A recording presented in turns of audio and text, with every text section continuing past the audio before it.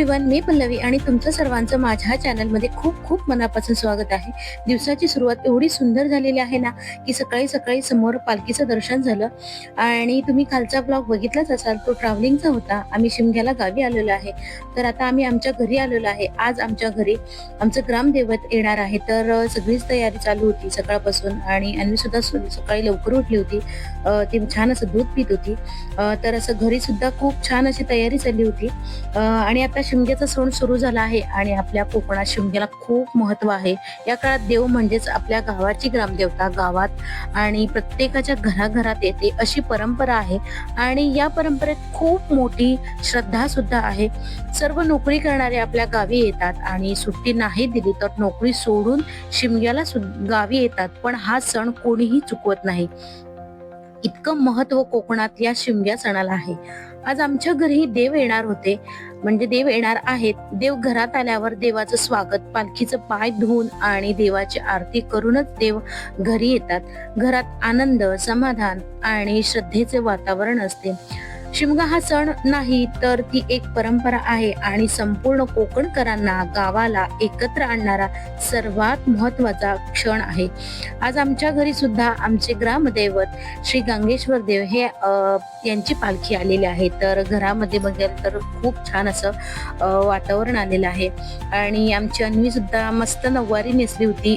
तिलाही खूप, लहान मुलांना तर अशा सणांना खूप छान वाटतं. तर सर्वात प्रथम काय होतं, घरी पालखी आल्यानंतर देवाची पूजा केली जाते आणि जे देवासोबत जे निशाण असतं, म्हणजे जो आमच्याकडे निशाण म्हणतात त्याला, झेंडा असतो, त्याची सुद्धा पूजा केली जाते. देवाची आता पूजा झालेली आहे. तर हे बघा, इतके सुंदर पालखीतले देव आहेत ना.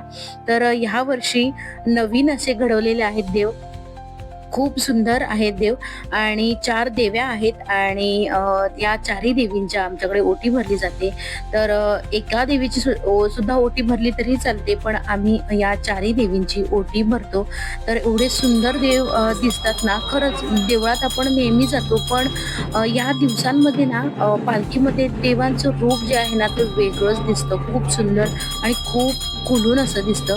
तर आम्ही घरातली सर्वजण असं बघा, म्हणजे जो तो वाट बघत होता की आम्हाला देवाला कधी डोळे भरून बघता येईल आणि देवाचा आशीर्वाद कधी घेता येईल, असं काहीसं चाललं होतं. देवाची छान पूजा झाली आणि मग देवाला नैवेद्य सुद्धा आमच्याकडे जेवणाचा नैवेद्य संपूर्ण दाखवला जातो. जोपर्यंत पालखी येत नाही तोपर्यंत आमच्या घरात कोणीही जेवत अन्न ग्रहण करत नाही.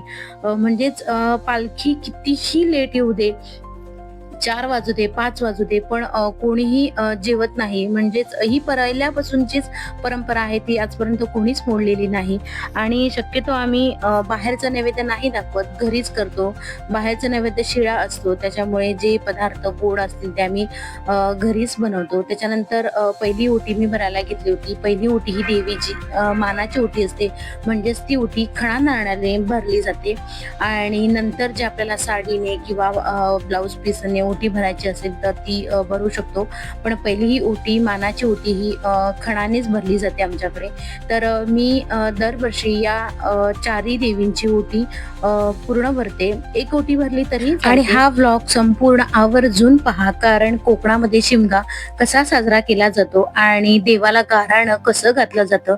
म्हणजे एखाद्याचं नवस असेल आणि पूर्ण झालं असेल किंवा एखाद्याची इच्छा असेल तर ती त्याला इच्छा आपली देवाला सांगायची असेल तर ती देवाला इच्छा गाऱ्हाण्यांच्या द्वारे कशी सांगितली जाते. तर या व्हिडिओमध्ये सगळं मी शूट केलेलं आहे. तर हा व्हिडिओ संपूर्ण पहा आणि तुम्हाला व्हिडिओ आवडला असेल तर नक्की लाईक करा, शेअर करा आणि कमेंट सुद्धा करा की तुम्हाला हा आजचा व्हिडिओ कसा वाटला. कोकणातील शिमगा उत्सवाचा हा व्हिडिओ तुम्हाला कसा वाटला मला नक्की कमेंट करून सांगा.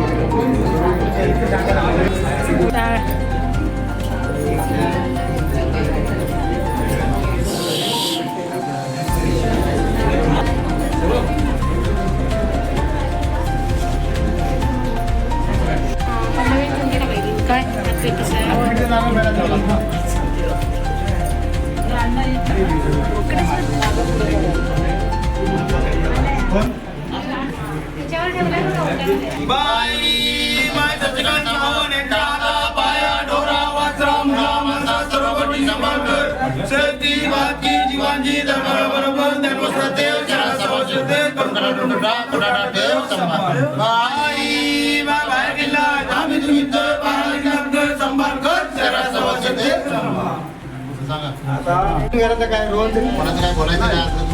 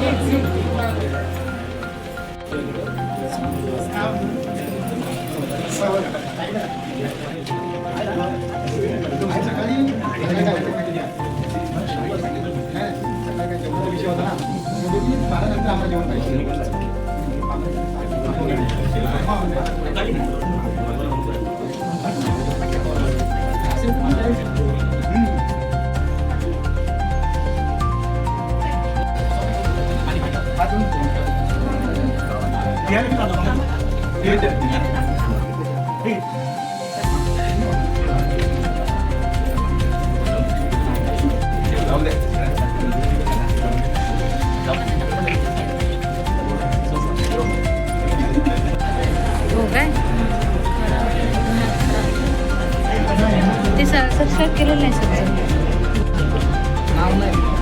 समजलं पाहिजे.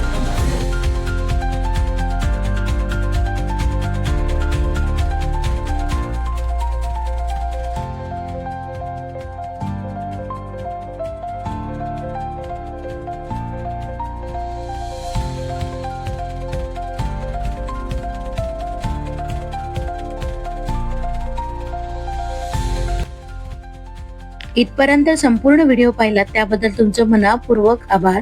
आणि तुम्ही पाहिलंच असेल की देवाची पूजा कशी केली जाते, ओटी कशी भरली जाते, देवीचं गाराणं कसं गायलं जातं. तर आमच्या दोन्ही घरांमध्ये देवीचं आगमन होतं आणि आता पुन्हा वर्षभर देवीची वाट पाहावी लागणार, शिमग्याची वाट पाहावी लागणार. तर इथून आमच्या घरातून दुसरीकडे पालखी निघालेली आहे आणि पुढचा व्हिडिओ नक्की आवर्जून पहा.